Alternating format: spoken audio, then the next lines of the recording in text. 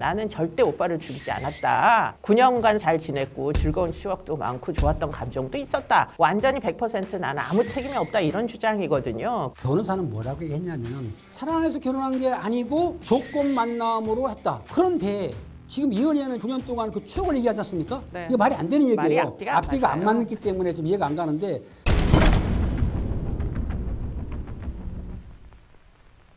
뉴스에서 들을 수 없었던 사건의 이면을 통해 사건을 보는 새로운 시각을 전해드리는 이수정의 사건 수정. 저는 이수정입니다. 사건의 생생한 현장의 목소리를 전달할 김은배 팀장입니다. 재판 과정은 끝나고 선고만 앞두고 있습니다. 그런데 마지막에 이제 보통 보면 여러 가지 감정적인 부분들을 우리가 읽어낼 수 있는데 지금 이은혜 같은 경우에는 글로 다 써가지고 와가지고 읽은 이런 그렇죠. 이제 최후 진술이었어요. 일반적으로는 사실 그렇게까지 이제 사연을 글로 적어와서 읽거나 하는 걸 저는 본 적이 없습니다. 네. 그런데 이제 핵심은 뭐냐? 절대 오빠를 죽이지 않았다. 절대 안 죽였다라는 내용을 이제 끝까지 고수를 하고 있고 그렇기 때문에 사실 써온 글 내용이 재판과 연관돼서 본인의 입장만 이렇게 강권하는 거 아닌가 이런 생각이 있고요. 또 눈여겨볼 부분이 오빠가 수영을 할 줄 알았다. 이렇게 얘기를 해가지고 결국은 수영을 못해서 죽은 사람한테 마지막으로 최후 진술이 할 얘기인가 보험금을 타기 위한 요건 충족을 하기 위한 입장 아니었나 이런 생각을 좀 하게 됩니다. 지금 이은혜도 사실은 살인 기소죄에 대해서 부인하고 있는 거예요. 그런데 같이 공범으로 구속된 조현수 내연남이라 볼 수 있는데 조현수도 뭐라고 했냐면 검찰이 겁박했기 때문에 도주했다. 그렇게 말하고 있어요. 본인들이 범죄가 들킬 것 같으니까 도주한 건데도 검찰이 핑계를 대고 있습니다. 그게 무슨 말이냐면 보통 피의자들이 자백하고 나서 자백을 부인할 때 쓰는 방법이 수사기관에서 고문을 당했다. 경찰한테는 주로 고문당했다고 많이 씁니다. 검찰에 가서는 검사가 회유나 겁박을 했다고 표현을 주로 많이 해요. 그렇게 이제 흡수를 하는데 지금 시대가 어느 때입니까? 절대로 그 상황이 아니고 본인들이 지금 빠져나가기 위해서 이은혜도 거짓말하고 있지만 조현수도 상당히 이제 거짓말하는데 조현수는 내용이 검찰의 압박이나 회유 때문에 당시에 거짓말했다라고 하면서 검찰 쪽으로 지금 공을 넘기는 상태입니다. 그러니까 이제 보통 부분적인 시인 이런 것들을 많이 해요. 그리고는 완전히 안 했다 이렇게 주장하는 것보다 아무래도 재판부의 일부 나의 과실을 인정함으로 인해 가지고 중형이 내려지지 않게 어떻게든 좀 반성하는 듯한 모습 이런 걸 보여줬어야 되는데 오히려 지금 완전히 100% 나는 아무 책임이 없다 이런 주장이거든요. 오빠라는 사람 죽었는데 뭐 어떤 형태로든 구조를 못해서 사망을 한 건 맞잖아요. 그럼 일반적으로 구조하지 못해서 오빠를 죽이게 된 게 바로 나의 과실이다 이렇게 얘기하는 게 훨씬 형량 협상에는 도움이 되지 않겠습니까? 그런데 그렇게 얘기를 안 하고 나는 절대 오빠를 죽이지 않았다 얘기를 하면서 9년간 잘 지냈고 즐거운 추억도 많고 좋았던 감정도 있었다 이렇게 얘기를 하니까 검찰이 주장하는 바가 터무니없고 본인은 아무 잘못도 안 했다 이런 얘기처럼 들리거든요. 그게 오히려 본인이 이제 재판부에다가 반성을 하나도 안 하고 있다 이렇게 얘기하는 거하고 똑같지 않습니까? 오히려 더 불리한 진술을 지금 하고 있는 걸 수도 있다 이런 생각이 전 개인적으로 들었어요.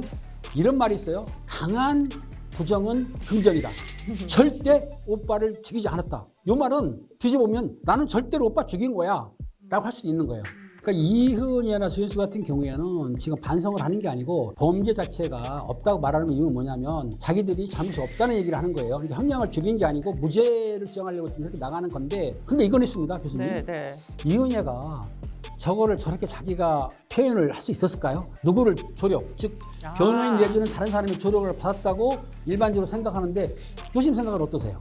저는 이번에 이 재판에서 제일 저의 주의를 끄는 사람은 다름 아닌 변호인입니다. 변호인이요? 네. 원래 국선 변호인이 변호를 하기로 되어 있었어요. 그런데 이제 이은혜와 조현수 측이 우린 사선을 쓰겠다 해가지고 이제 소개를 받은 분으로 알고 있고요. 남자 사선 변호인 한 분이랑 그분은 좀 연배가 높으시고요. 젊은 이제 여자 변호인 두 분이 지금 하시는 것 같은데 그 남자 변호인이 주장하시는 바가 하나같이 황당하기 짝이 없는 주장 얘기들을 네. 하시거든요. 형량을 줄여야 되는데 지금 아무 죄도 없다고 주장을 하시니까. 그렇죠. 무죄 주장하는 거예요. 네네. 그러니까 이게 변호인 입장에서 보면 사실 이은혜가 어떤 형태로든 살인죄가 부작위 살인이든 자기 살인이든 인정이 되는 순간에 사실 보험금은 다 날아가게 돼 있기 때문에 그렇죠. 어떻게 보면은 변호인도 이은혜 등이 이제 무죄가 나와야지 본인의 수임료를 받을 수 있는 상황 아닙니까? 심지어 저는 그런 생각까지 들 정도로 좀 터무니없는 변호를 하셔가지고 도대체 어떤 분이시길래 그래서 제가 검색을 막 해봤는데 존함이 나오지 않더라고요. 그렇습니까? 그러기가 쉽지 않거든요. 보통 변호사 이름들이 다 공시가 돼 있잖아요. 근데 존함이 안 나와서 아 이분이 누구이실까? 그냥 궁금증이 들더라고요. 네. 궁금한 변호사님. 네, 누군지 우리 능력 있는 변호사를 찾게 되면 저한테 살짝 전화 주세요. 네.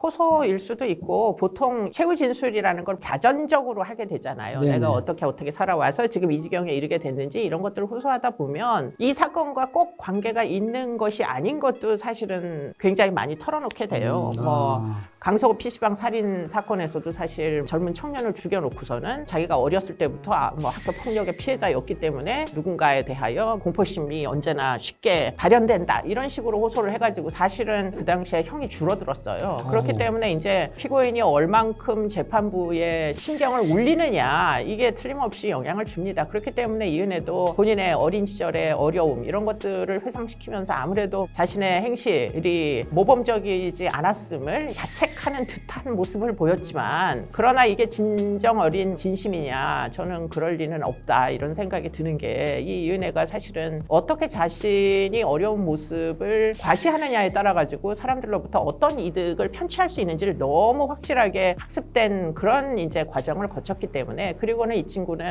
중학교 때부터 거의 대부분 조건 만남을 통해서 생계를 이어온 사람이에요. 그러니까 단 한 번도 본인의 힘으로 자구적 노력을 통해서 생을 영위한 적이 없고 남들을 속이고 편취하고 이렇게 해서 살아온 사람이다 보니까 남들에게 내가 어떤 식으로 비치는 게 유리하다, 나에게 이득이 된다 이런 것들 너무 습득을 잘한 사람이라 아마 그런 모습을 보여주기 위해서 눈물바람도 하고 자신이 굉장히 어려운 시절을 보냈다 이런 거를 호소를 했겠죠. 예, 그게 유리하다고 생각하니까 본인의 이제 무죄를 주장하기 위해서. 근데 여기에 문제가 되는 게 실제적으로 최후 진술을 해서 보게 되면 9년 동안 오빠하고 즐거웠던 일, 행복했던 일, 잘했던 일하고 추억이 있다고 얘기했는데 변호사는 뭐라고 얘기했냐면 9년 동안에 2억 정도를 이은혜가 편취를 했는데 요거는 사랑해서 결혼한 게 아니고 조건 만남으로 했다. 그러니까 결혼이 아니라고 보고 있어요.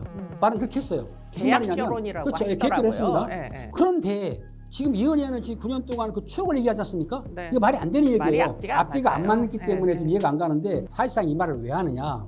형법 51조에 보면은 양형의 조건이라고 있습니다. 그러니까 형을 깎아주는 게 있는데 거기에 보면은 동기수단, 여러 가지 나이, 연령을 보고 있어요. 근데 제일 중요한 게 범죄 후에 정황세, 반성을 하느냐 안 하느냐. 이러기 때문에 본인들도 반성문을 많이 써냅니다. 요게 재판부에 계속 내게 되면은 사실 감형을 받아요. 왜냐하면 53조에도 있어요. 장량 강경이 있거든요. 강경을 또 해줘. 상황을 봐서. 그렇기 때문에 가해자들이나 피고인들이 형량을 적게 받기 위해서 본인들이 매일 반성문 쓴 사람도 있습니다. 네. 그리고 플러스해서 가족이나 친지들이 탄원서까지 받아서 올려요. 근데 그게 재판에 영향이 있을까요? 없을까요? 있습니다. 왜? 법에 나와 있잖아요. 51조하고 53조에 당연히 범죄의 정황을 보면 반성을 하는구나.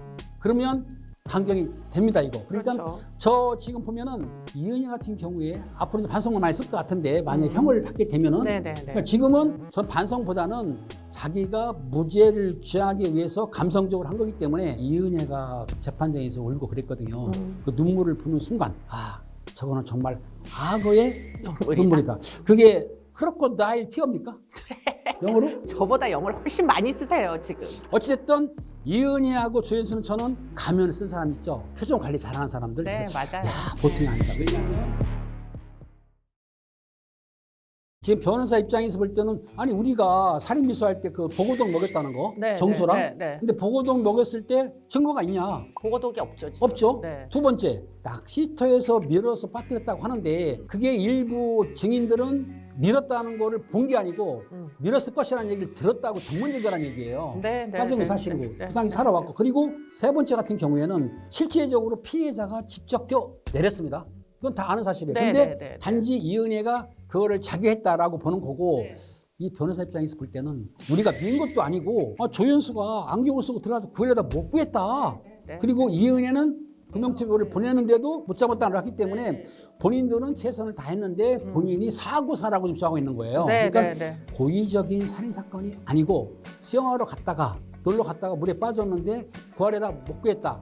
안타깝지만 사고사라고 지금 변호사가 주장하려고 이렇게 하는 거기 때문에 네. 실제적으로는 검찰에서 증인들 확보한 다음에 명확한 증거가 있으면은 이제 살인죄 기소가 가능한데 물증이 좀 약한 건 사실입니다. 이게 네, 네. 정황 증거하고 증인밖에 없잖아요. 그래서 내 생각이 틀리진 않죠. 제가 생각할 때는 네네. 지금 이게 명확한 증거가 없는 상황이라기보다 직접 증거가 부족한 상황이다 이렇게 얘기하는 게 훨씬 정확하겠죠. 그 대목 때문에 예, 예. 사실은 제가 나갔던 거고 외국의 판례들을 예. 보면은 자살 사건에서도 살인의 고의를 인정한 판례들이 등장하기 시작했어요. 자살에 대해서. 네, 네. forced suicide, 강요된 자살 케이스들이 그렇죠. 예. 네, 지금 윤 씨가 거의 강요된 자살 사례이기 때문에 외국의 판례 같은 것들을 다 찾아가지고 갖다 줘가지고 아마 검찰이 번역을 해서 재판부에다 제출했을 걸로 추정이 되고요. 그렇기 때문에 아마 부작위 살인에 대하여 추가하라는 권고를 재판부에서 검찰 측에다가 했을 걸로 추정이 되는데 그런데 이제 문제는 자귀를 지금 검찰 측에서 주장을 하고 있기 때문에 제가 생각할 때는 이게 최초 판례가 될 개연성이 매우 높다. 소위 뭐 가스라이팅에 의한 그렇죠. 네, forced suicide 케이스랑 굉장히 비슷한 왁구를 갖고 있어가지고 외국에서 적용됐던 그런 판례들을 이제 최근에 적용되기 시작하는 이런 판례들을 고려한다면 아마 무죄로 빠져나갈 개연성은 굉장히 희박하다 이렇게 이제 생각이 드는 거죠.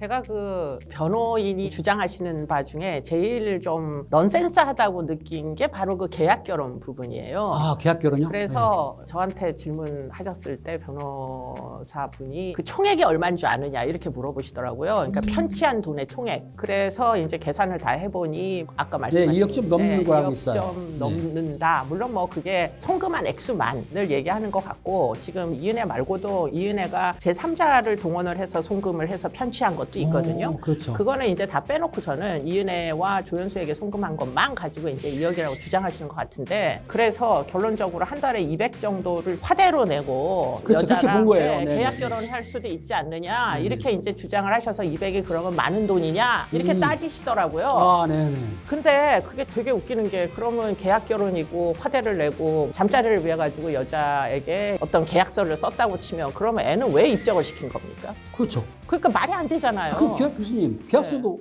있습니까?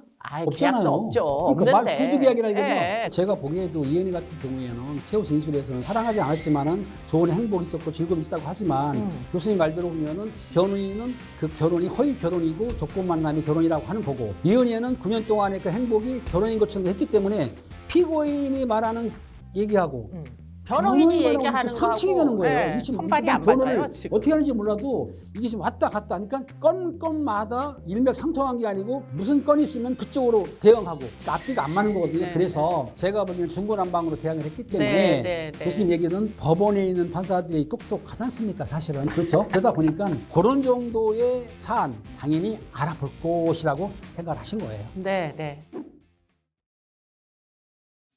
이거는 왜 그러냐면은 당시에 조윤수하고 이은혜가 조사받는 도중에 도주를 했습니다. 알다시피 도주해가지고 문제가 되니까 공개 수배를 했어요. 아시죠, 여러분들? 자기들이 거짓말 하다가 거짓말이 밝혀지고 들통날 것 같으니까 도주를 했는데 도주한 다음에 검거를 당했어요. 뭐 자수한 말도 있지만 자수를 보기 힘듭니다. 네. 검거에도 조사하는데 처음에는 조윤수가 그 살인 미수건이라든가 살인에서 약간 시인했던 건 맞아요. 근데 그 시인했던 내용을 그대로 가게 되면은 유죄를 받지 않습니까? 그러니까 이제 와서 뭐라 했느냐. 그 당시에 내가 말했던 거는 내가 자유로 한 게 아니고 검찰에서 회유 협박을 했는데 회유 협박 조건이 뭐였냐. 회유 협박을 하면 건이 있어야 되죠. 건이 뭐냐. 성관계 동영상을 들이밀면서 이거를 공개 안 할 테니까 너 시인해 라고 했다는 얘기예요. 검찰에서 회유 협박 했기 때문에 내가 강요된 진술을 했기 때문에 그 당시에 진술한 내용을 무력화시키려고. 무슨 말이냐. 지금 법이 바뀌었습니다. 옛날에는 경찰에서 진술한 거는 재판정에서 부인하면은 그 진술을 쓸 수 있습니까? 없습니까? 못 씁니다. 이건 다 알고 있죠? 그런데 검찰에서 진술해도 내용을 인정을 안 할 경우에는 이거를 증거로 쓴다, 쓰지 못한다? 쓰지 못할 수도 있습니다. 네. 요걸 생각한 거예요. 그러니까 처음에 진술할 때 시인했던 내용을 나 강요해서 허위로 쓴 거야. 그러니까 이건 안 돼. 진술 안 돼. 라고 했기 때문에 문제가 된 건데요. 그렇다고 하더라도 본인의 얘기고 지금 시대에 검찰에서 그렇게 협박이나 회할 정도는 안 되고 이 사건이 작은 사건이 아니에요. 만약에 협박이나 강요해가지고 진술 받았다고 한다면 검사 깜빵 가야죠. 네. 그거 힘듭니다. 그 때문에 그 힘든 얘기고 단지 일반 피고인들이 경찰한테 수사받은 내용을 부인하기 위해서는 형사가 고문했어요. 요거 많이 써먹어요. 저도 사실은 재판에 불려갔습니다. 네네네. 저보고 고문했다는 거예요. 제가 인상을 보세요. 고문할 인상입니까? 아니거든요. 전혀 아니거든요. 아니 제가 얼마나 부드러워요. 참나. 전 당연히 안 했으니까 뭐 판사가 하다가 나보고 그냥 가라고 하더라고. 말도 안 되니까. 무슨 말이냐. 피고인들이 형을 좀 깎아보려고 그쵸. 형사한테는 고문, 검찰에 가서는 겁박당했다, 회유당했다 말 쓰거든요. 그런 말을 쓰기 때문에 일상적으로 써먹는 말이라고 저는 생각하거든요. 그래서 조효수 말은 일고의 가치가 없다.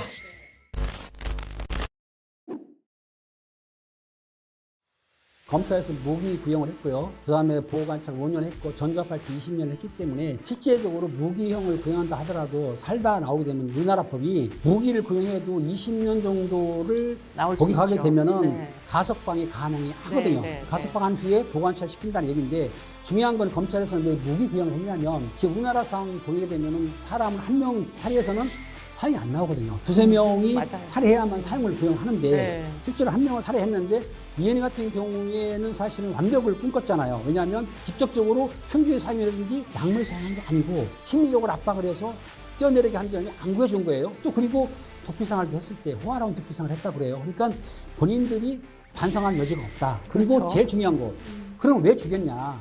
이게 싸우다 죽였냐? 아니면 감정 때문에 죽였냐? 아니면 바람 펴서 죽였냐? 이게 아니에요. 목적이 뭐냐면 보험금을 수령하기 위한 목적으로 살했다고 보는 거예요. 물론 보험금은 수령을 거부당했습니다. 그러니까 보험 사기는 미수인데 어쨌든 간에 검찰에서 볼 때는 죄질이 나쁘기 때문에 무기를 구형한 것이거든요. 그러니까 내가 보기에는 검찰에서 아무리 주장을 하고 피고인이 주장을 한다 하더라도 그 가운데 서 있는 법원에서 판단이 내리기 때문에 법관의 유죄라는 심정을 누가 많이 심어줄 수 있고 피고인 측에서는 무죄라는 심정을 변호사가 심어준다고 한다면 이게 나올 수 있겠죠. 하지만은 지금 상황에서 보게 되면은 검찰에서의 그 심정이 더 법관의 마음에 좀 와닿지 않을까 싶은데 다시 한번 말씀드리지만 현명하게 판단할 것이다 라고 보고 있습니다. 만약에 무죄가 나올 경우는 난리가 나겠죠. 그렇게 됐다가는 진짜 보험살인이 우리나라에 만연되지 않겠습니까? 그게 문제인 거죠. 네, 뭐 그렇게 되기는 좀 어려워 보인다. 그런 생각이 들고요. 꼭 이게 여론 재판이 될 개연성이 있기 때문에 어느 정도는 징역형이 나올 거다 이런 얘기를 드리는 건 아니고요. 이 죽음은 여러 가지 시도와 연계성이 사실 있어서 그 끝에 결국은 목표를 달성한 그런 패턴이기 때문에 아마 재판부도 사건을 계곡에서 있었던 일만 보지 않고 그 전체의 관계에 대해서 9년 동안의 이들의 이제 관계와 이은혜의 주변 사람들과의 이제 윤 씨와의 관계 이런 거를 주목을 할 겁니다. 희망사항은 자기살인까지 인정이 됐으면 좋겠다 이런 그러니까 개인적인. 제가 마지막 말씀드릴 건 뭐냐면 살인 미수 사건이 두 건이에요. 보고독 사건이 있고 낚시도 사건이 있고 마지막에 지금 살인 사건이 자기냐 부자기냐인데 그 플러스에서 보험 사기에서 미수는 했지만 청구를 했습니다. 돈은 못 받았지만 이런 거 포함해가지고 제 생각이에요. 무기로 선고하지는 않다 하더라도 10몇 년까지는 10년 이상 정도는 장기형은 나올 것 장기형으로 같아요. 제가 아마 재판부에서 판단하지 않을까 싶은데 그거는 두고 봐야 되겠죠. 이은혜의 최후 변론과 관련해서 알아본 이번 시간 10월 27일 선고 공판이 있을 예정입니다. 이 내용에 대해서도 저희가 발빠르게 알려드릴 테니까 희망이들 여러분 많은 관심을 가지고 이 억울한 죽음이 어떻게 밝혀지는지 함께 봐주시기 바랍니다. 오늘도 사건 수상을 시청해 주셔서 감사합니다. 고맙습니다.